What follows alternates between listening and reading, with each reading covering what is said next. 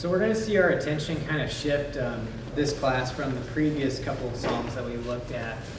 Really, in the previous two, David's opinion or his tone was much more of an exalting or a gratifying tone, looking at what the Lord's done for us. And there's a couple of different things that are going to play out in this particular series of Psalms. Something that actually Don mentioned at the end of class last time I really appreciated that I wanted to bring up with this particular series of Psalms. We see David repeat himself a lot throughout the Psalms. There's a lot of common themes that are portrayed. And one thing that he said was that the Bible teaches us through military repetition, I think is what it was, if I'm correct, Don. Well, Bubba used to always point out, and everybody knows who Bubba is, most people here do, but he used to say that was the way the military would train him. And it was just repetition, repetition, repetition. So I think God, I don't know if he copied, but he set up that plan for us. Yeah, absolutely. And that's a theme that I think we find in the Psalms here, particularly when David's praying for things, whether he's in a bad situation and he's looking for guidance from God, or he's exalting God, he's giving praise. It's something that I think we see a lot of time, and it's a good thing to keep in mind. We're going to see here, though, that David is really saddened by what he sees in the world, and that's going to come out in 2 of the 3 Psalms here. We're going to see that he's looking for God amidst the chaos that he's seeing in his life, and that he's really praising God for God's words, for his guidance, for his help, and for his deliverance. Particularly in Psalms 13, we're going to see that theme play out where he's feeling forgotten in his life, and he's feeling like he doesn't have the guidance that he needs at times, and that's something that we're going to dig into in a minute. The overarching theme that we've titled for this particular class is that these are a series of laments over evil. And just quickly, what is a lament? It's not really a phrase we use or a word we use today, but what does lament mean? Kind of bemoaning something or negatively talking about the state of something. Okay. You're mourning, but not necessarily a loss, maybe just something negative. Mourning. What else? Pouring out your heart, your emotions about something. We're getting there. We're getting close. Any other ideas? Depends a little on what the lament is about, but like she said, some are mourning, some are more like complaining. So I've got, maybe I'm being too Webstery here, but it's an expression of grief is generally what the most commonly used definition is of this. And in this particular series of Psalms, particularly throughout the first couple of verses here in Psalms 12, we're going to see David express some grief that he has, particularly about the way of the world, the condition of things that he is living in, what he is seeing as he's observing things from his point of view. And so let's go ahead and just get into the actual text. I'd love to at least just be able to read this first psalm. We might not be able to read the other 2, but let's go ahead and read Psalms 12. Matt, would you mind reading this? Sure. All the way through? Yeah, 1 through 8. Verse 1 through 8. Help, Lord, for the godly person has come to an end. For the faithful have disappeared from the sons of mankind. They speak lies to one another. They speak with flattering lips and a double heart. May the Lord cut off all flattering lips, the tongue that speaks great things, who have said, with our tongue we will prevail. Our lips are our own. Who is Lord over us? Because of the devastation of the poor, because of the groaning of the needy, now I will arise, says the Lord. I will put him in the safety for which he longs. The words of the Lord are pure words, like silver refined in a furnace on the ground, filtered 7 times. You, Lord, will keep them. You will protect him from the generation forever. The wicked strut about on every side when vileness is exalted. among the sons of mankind. Okay, thank you, Matt. So first, just not to dissect every verse, but looking at the first couple verses here, we're going to see a change in how David is perceiving things, particularly when it comes to his worldview. You know, he feels like the faithful have disappeared from his purview. And now what I don't think it's saying here is that there is no godly people, you know, on the earth. I don't think David's jumping to an extreme here and saying there's no godly people left on the earth. But it's what he's feeling, what his perception is, what's coming across to him at this point in time. Now, there's a number of different contexts that this could be happening in. We don't know exactly. We're not given the exact context of it. But when I was thinking about this, this could be, you know, if David is in Saul's court before he was actually king, he could be feeling this way. With having a lot of people around him that he feels don't have God's, you know, best intentions at heart.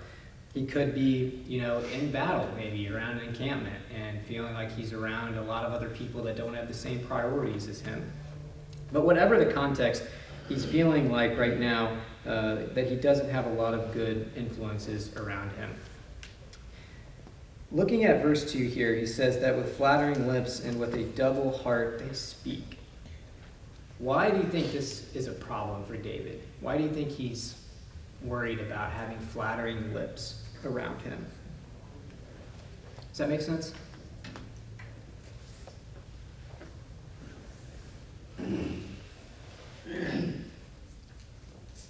You know, even when he was king, but even before he was king, he was always a leader. Whether you're a leader of a band of warriors or whether you're the king over the nation, you have to be careful with people seeking your favor or trying to get in a position of power with you by flattering you. You always have to, kind of always makes you question other people's motivations to a certain extent. Absolutely.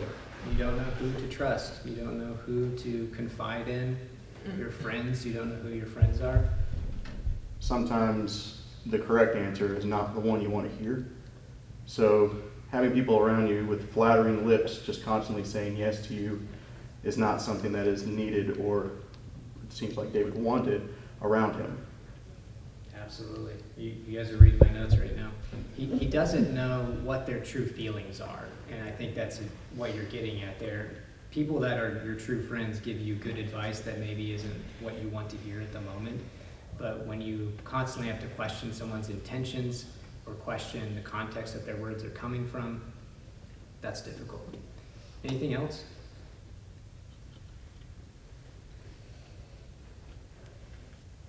Maybe he knows that pride would be a danger for him and they might tempt him to be proud.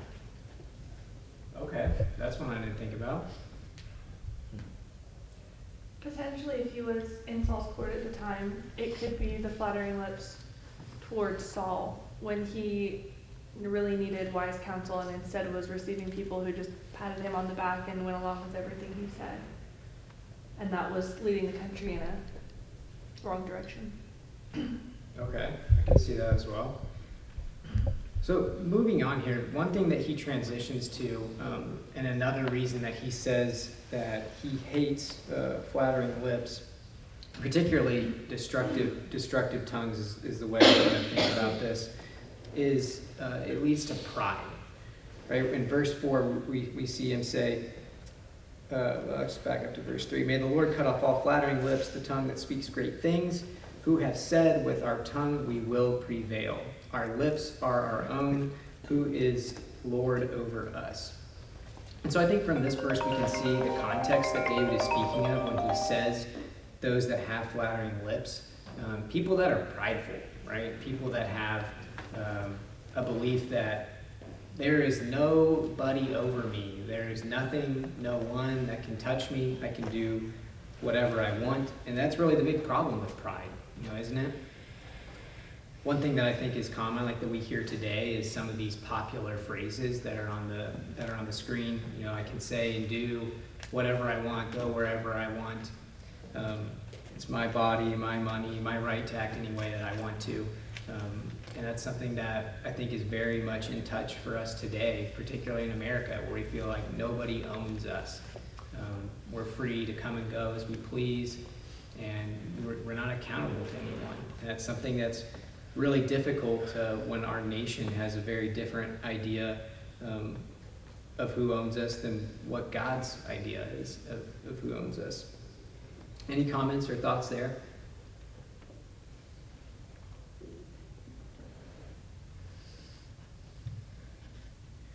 So moving on, in contrast to the proud, lying, two-faced lips, David says that the words of the Lord are like what?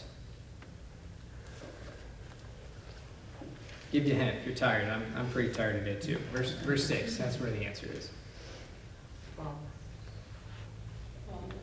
Flawless. My translation, I'm reading the New American Standard, says pure.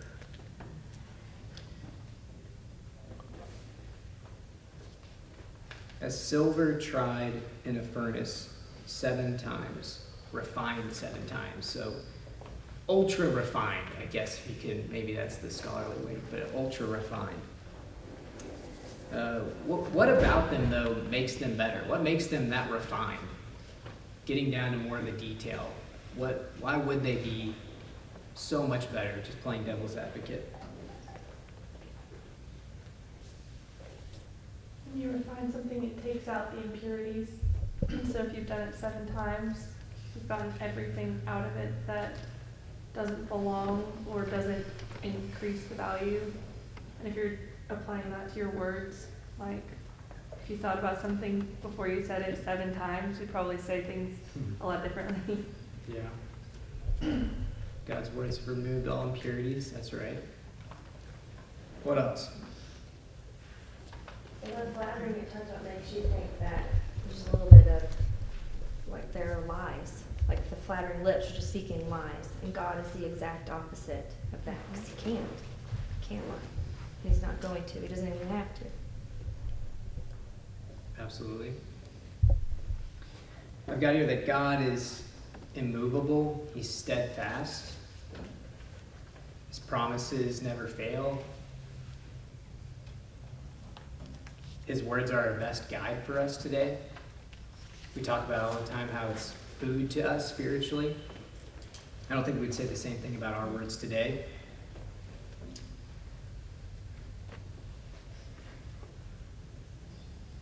The Bible's also lasted for centuries, if you think about this. God's words have stood the test of time through civilizations that have come and gone, empires that have come and gone, many different types of people, and yet his word is still here, right? This book is still here.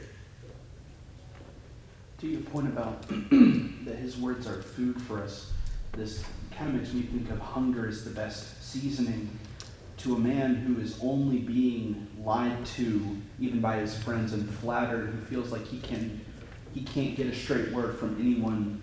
To hear the very words of God must, to him, even be better than someone like me who has friends that I can trust to say things that may be uncomfortable. So that's kind of what I think of is in his situation, God's words are even more valuable to him because God is the only one who he can truly rely on to speak truth. Absolutely. Absolutely. Any other thoughts before we move on? Okay. Let's move over to Psalms 13 now.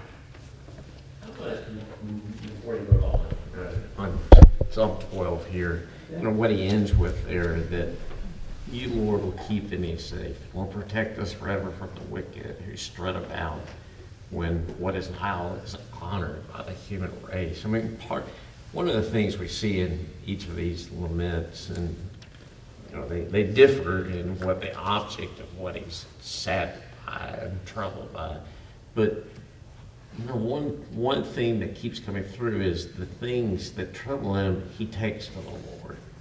And I think that's one of the big messages of this, that look, whether we're troubled by things that are going on in our office space or our family space, or things that are going on in a much wider sphere around us, that, you know, those things do bother us. Well, then what do we do with it? We just complain about it to ourselves, complain about it to our spouse, complain about, well, David's carrying it to the one who really has power to do things. That's an excellent point, and that's something we're going to talk about in Psalms 13 here, but I'm glad you brought it up, Brian, because that's exactly the way that I think the Psalms teach us to deal with that. And David is, in my opinion, the best example and personification of how to display those emotions. I think he does it in such an eloquent way. He does it in a respectful and in a reverent way, but it's definitely something that I think we see a great example of. So in this particular psalm, we're going to see David really expressing how he feels lost, he feels passed over, and he's also struggling with where he's taking some of his counsel or some of his wisdom from. You know, he says here, "How long will you hide your face from me? How long shall I take counsel in my soul?" You know, David's not saying that the Lord's physically, hidden his face from him. I don't think that he would question whether or not he's departed from him, but that's how he's feeling through whatever he's going through right now at this moment. And to connect this, kind of similar to what we saw when we studied Job, Job's feelings were not rooted in reality, but they made him feel a way that was disconnected from the way that the situation actually was. And I think that's a theme that we're seeing here play out in Psalms as well.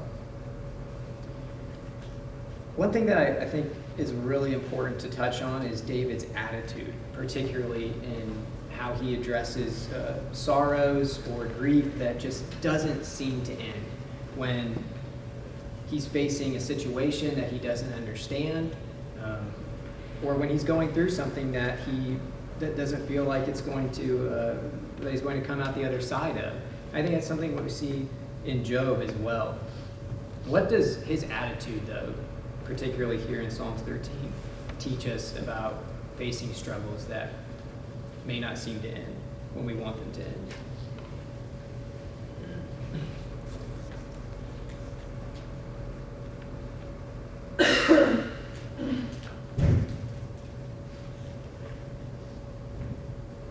He doesn't lose hope in God.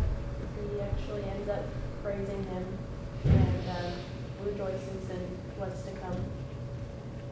Okay, yeah. He's praising God, not losing heart. It says in verse 5, "But I have trusted in your loving kindness. My heart shall rejoice in your salvation." Absolutely. We see here it's okay to have questions and ask God these questions, but keep in mind and keep trust in God throughout the entire process. Absolutely. I think there's a big difference between complaining and taking your worries and struggles to God. Obviously, when we learned that the definition of lament is not really necessarily complaining, but expressing sorrow and grief, which is appropriate, and it shows that it's appropriate, and it shows that he's taking them to the right person. And I think that's a big difference. And, we got to be careful about, suppressing that when we have a problem, think, I can't complain, I can't say anything bad, I can't say anything negative. Well, if you don't go to God with it, then, are you relying on yourself? There is a fine line there, and I think it's important to notice that. Yeah, absolutely. What happens when you suppress that? When you just ball it up inside, when you don't express it? Well, sometimes, it says here, David said, "How long must I take counsel in my own soul?" If he doesn't bring it to God, he's going to, he might rely on his own heart and his own understanding of something. And he's recognizing here that God is the one to go and provide that. So in the pursuit of refuge and truth, he goes to God instead of himself. And even in the first psalm, instead of the, false, the liars that he seems to see around him, he knows that God's the number one source of truth. Yeah, absolutely. No, that's a great point. There seems to be this loop. We see it here, we see it kind of in Job, we see it with Paul, where it keeps getting reiterated. This Psalm 13 seems to be kind of what our struggles are intended to do for us. You know, it feels like it's gonna, how long, O Lord, will you forget me forever? It feels like it's going to last forever when we're in it, but if we abide by the plan, it will ideally deepen our faith in God and our reliance on Him. And I see David kind of coming back, so many of these Psalms, he starts off kind of getting it all off his chest, but he ends it inevitably with, I've trusted in you, everyone's around me, but you're still with me. And so this seems to be just kind of, again, going back to the repetition, it's because we're so stubborn, we take literally a lifetime to learn. I need to give it all to Him. I need to surrender my agency. It'll feel overwhelming until I give it to Him. I feel like that's just one of the central themes of at least one of these kind of Psalms. Yeah, that's a great point. At the end of every psalm so far, in these three, he ends it the exact same way. And I think that's a great point. Brian? Yeah, I mean, these are really excellent points that, a person can say, how long, O Lord? I think like Job and David, a person in deep faith can express that and mean one thing, and a person who's a skeptic can mean something entirely different. You can be saying, I do believe in you, God, and that's why I'm confused here. Why does this keep going on? And like Emily was indicating, and Matt, that look, if we have these feelings and emotions, Psalms is telling us, let them out to God. Because if you ask, well, who are you hiding them from? Well, you're not hiding them from Him. This is an admission to Him of what you're feeling. It's, you might as well admit to Him because He knows. And so thinking of it, Psalms really speaks to this idea of really talking to God, not just having, sort of a formulaic prayer, even though many of these in some ways have sort of very repetitious phrases, but thinking when we talk to God of letting it out. I love how you say talking to Him. I think that there's an important point there, because oftentimes we'll say that we pray to God, or we have a relationship with God, but what does that actually look like? And I think talking to somebody and actually having a relationship with them means that you express those feelings, you talk about those things. I was talking to somebody earlier a while back, and I realized they probably speak more to their dog or their cat or their pet than they probably do their friends. And sometimes I wonder if we do the same thing. Do we not maybe hold some of our true feelings in, but we're willing to express those to some other creature that we don't have any kind of relationship with, but yet we feel that we do? It's what the expression of man's best friend, right, with a dog. And yet we feel so comfortable to divulge some very deep feelings, personal feelings, with pets or any other type of creature. But they really can't give us the comfort that God gives us. And I think that's really ironic for us when we think about how that is, that relationship. So I'm glad you brought that up, Brian. Yeah. Yeah. To continue with what you're saying and what Brian was saying, if I talk to you about something that is heavy on my heart, something that is really not just something superficial, but something really heavy on my heart, and I talk to you about it, I'm trusting you with that. I'm passing that on to you. And that's the same thing with God. If we think we're holding it in, like Brian says, we're really not. God knows what's in our heart. God knows what we're thinking about, how we're feeling. But if we open up and trust Him enough to talk with him about that, bring that to him, hand that to him, that in itself is an act of faith, an act of trust. We're showing ourselves and him that we trust him with it, just like we would with sharing it with any other person. Absolutely. Who would you rather trust with those things?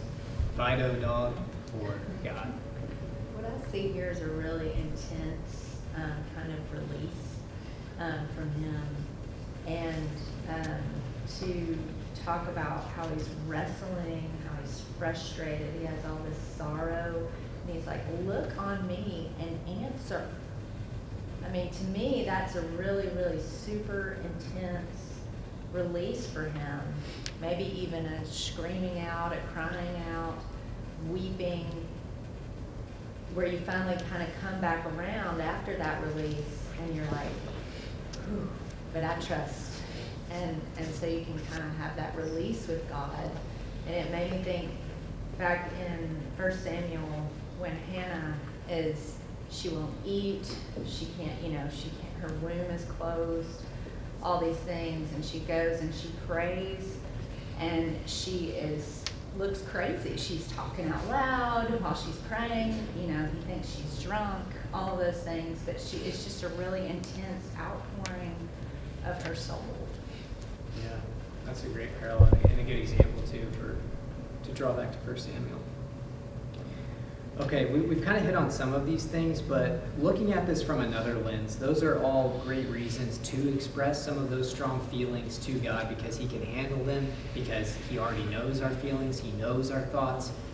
We can trust him with those things like we've talked about. What are some of the watch-outs, though, that we should be careful about when expressing strong feelings, whether it's of grief or feeling neglected, feeling like we don't have God's ear? What are some of the things that we should be on guard for? Not to blame God. Okay, not to blame God. Absolutely.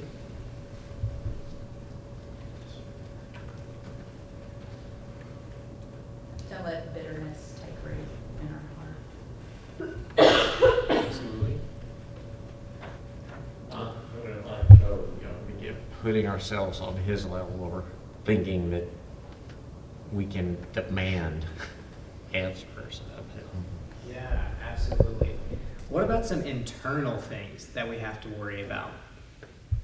If we start to internalize some of those things, maybe if we start to believe that the situation that we painted in our head is our actual reality when it's not. Does that make sense? Similar to how we saw Job and his suffering. One thing I think that's really easy for us to do, particularly when we're enduring something that we can't attribute any meaning to, or we can't understand, we can't fathom it, we don't know why it's happening. I think it's really easy for us to get down into our feelings and just allow that to become our reality when in fact it's not. And I think that's one of the devil's tools, is to use our flesh and weakness against us in that opportunity, in that way. I think that we need to make sure that we don't doubt God's ability to bring good out of what we're going through in the moment. Yeah, absolutely. Absolutely. One other thing I think is really important to think about too is realizing that the sorrow we experience, if we decide to take our own wisdom or our own ideas, will undoubtedly be greater than if we rely on God. And I think that's a thing we see right in Job. It's a thing we see here in Psalms with David. I think any character that we actually see throughout the Old Testament that has a strong relationship with God, whether Abraham or Moses, these are very, very similar or central themes. And warnings that we see to not take counsel in ourselves. Any other thoughts there related to Psalms 13 before we move on to Psalms 14? I think also we have to be careful of, feeling like we're a victim. Things never work out for me, whatever the case may be. But then to bring it back around Like, the thing that defeats that is the assurance that David feels when he says, I have trusted in your mercy, my heart shall rejoice in thy salvation, right? Like, he is anticipating the future salvation that God will provide. He doesn't doubt. His question is, how long? Forever? And David's in a very interesting situation, right? He's been promised the kingdom. So he knows. But how long? How long is it going to be? How deep will be the oppression? How bad is it going to get? But he still is assured, and he states it as a fact. I will rejoice in your salvation. And I think that's really interesting because it applies to us exactly the same way. We may have difficulties here on earth. How long? But we've been promised the kingdom just like David has. And so no matter what our trial or tribulation is, we can still say, my heart shall rejoice in thy salvation, because it's been promised to us. And if we believe, like David, then we have that anticipation that it will happen. Absolutely. I think that's one thing that I take personally when I was reading these. What if when I expressed my grief or my trouble or my problems to God, ended every one of my prayers the way that David ends every one of these Psalms?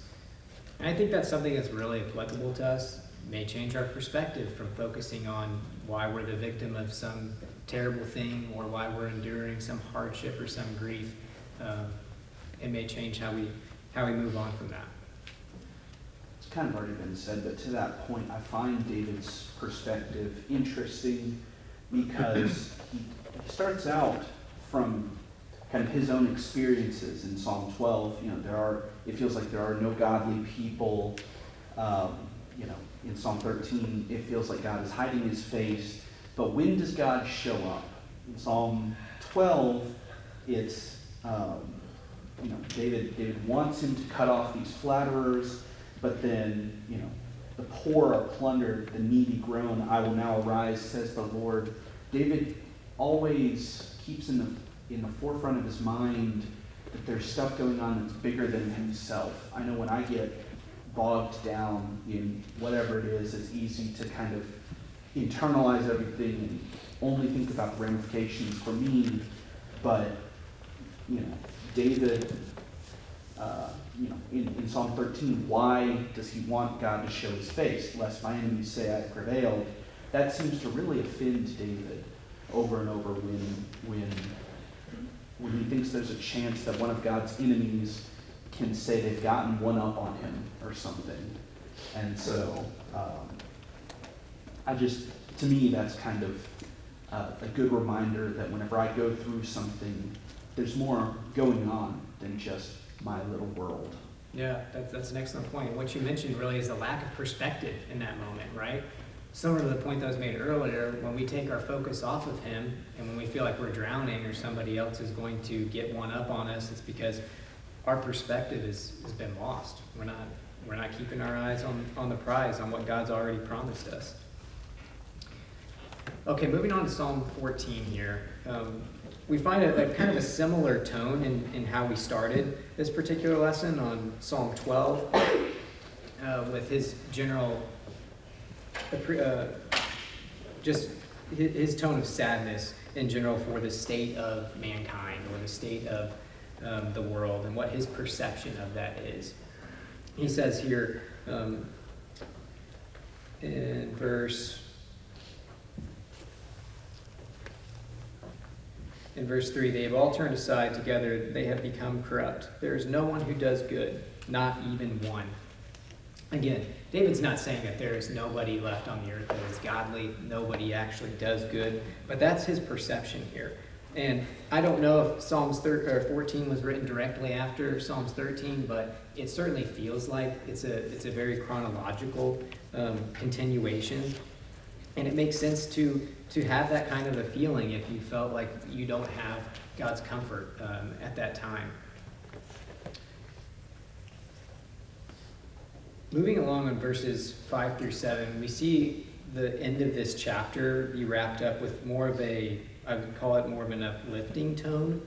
We see Once again, he ends very similarly as he does in Psalms 12 and 13, by rejoicing in the Lord, by praising him. What did David know from these verses in verses 5 through 7 here in the end of Psalms 14? I'll go ahead and read these Psalms, or the last 3 verses. There they are in great dread, for God is with the righteous generation. You would put to shame the counsel of the afflicted, but the Lord is his refuge. Oh, that the salvation of Israel would come out of Zion, when the Lord restores his captive people. Jacob will rejoice, Israel will be glad.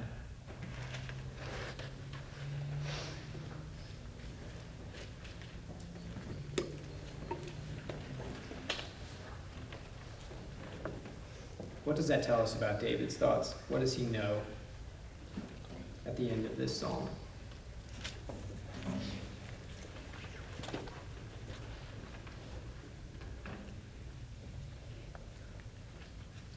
We alluded to this in one of the thoughts earlier, but God has a plan for us, right? He's given us the prize. He's given us the victory already. And that's something that we need to hold tight to. Even though it was hard for him to see this in verse 7 here, he says, oh, what salvation of Israel would come out of Zion when the Lord restores his captive people. He's not talking about a physical captivity that's actually happening, but I think that's what he's feeling. That's what he's thinking. And that's something that I think we need to pay attention to as we draw some lessons out of this particular psalm. Overall, these 3 psalms, I think we see 3 clear themes. One of those is particularly a lament over the current situation of in general, just evil. We see a prayer for help and guidance in Psalms 13. And then we see in Psalms 14 really recognizing the folly of those who reject God in their actions and in their thinking. There's 3 incredibly practical themes I think that we can take from this, and things that I know when I think about my life, just from how I pray, how I address God and some of the concerns that I have in my life, that I know are impactful for me.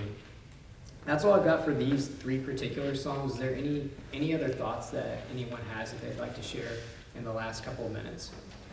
I think the biggest thing I took away from it is even coming off of Job in like these 3 is that fact of the very beginning of the chapter. It's them that very expressive, lament and mourning and grief and everything like that, and being all caught up in it. But at the end, they still circle back around like, but God, and stating some kind of truth or exhortation or some kind of joy.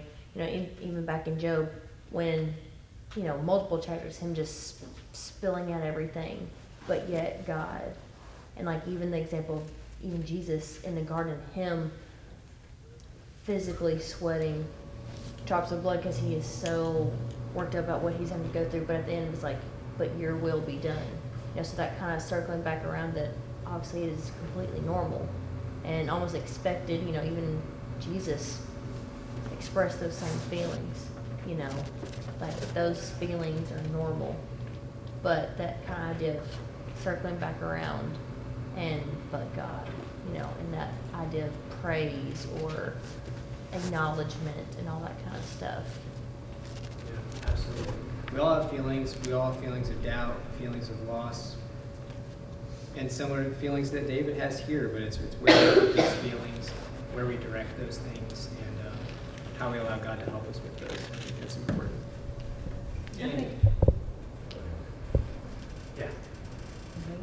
Yeah. I think this is a good challenge for us to maybe look inward as to why we would hesitate to share our emotions with God. And also, I see the parallel in the relationship we build with God and the relationship like in marriage, where communication is really important. And then I think about maybe why we hesitate is because as we've grown older, we've realized that we can be hurt when we're vulnerable. And so we tend to throw up walls, and God wants us to be like children. And you think about children, they just wear their heart on their sleeves, And in the beginning, when he's talking about how beautiful everything is, he's just not hesitating to share these thoughts and these emotions that are coming to him, and to share them with God, and to build that rapport and that relationship and communication with him. So to me, it's like a challenge as to, okay, what's causing me to hesitate? When you notice that you hesitate.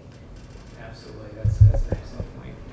Yeah, as you look at Psalm 14 and this, at different eras in human history, I'm sure people of faith could utter these kind of, they look around, lots of people who express skepticism or outright antagonism toward God. And like you use this word, like, well, they're overwhelming people, and they're, destructive, but it ends with this statement, I think, that a lot of Psalms kind of deal with. Myra and I were talking about last week. God's perspective of time and our perspective are very different. And the Psalm sort of gets that. David ends with this, oh, that salvation would come out of Zion. He wants, and he's even, as he goes on to say, expecting the salvation, but it's right. We're going to want this sooner rather than later. But he recognizes God's going to bring it, but he's going to bring it in his time. And that's difficult for us. Absolutely. That's a great point. What's coming up next? Are you teaching next, or is Nick is. Okay. I got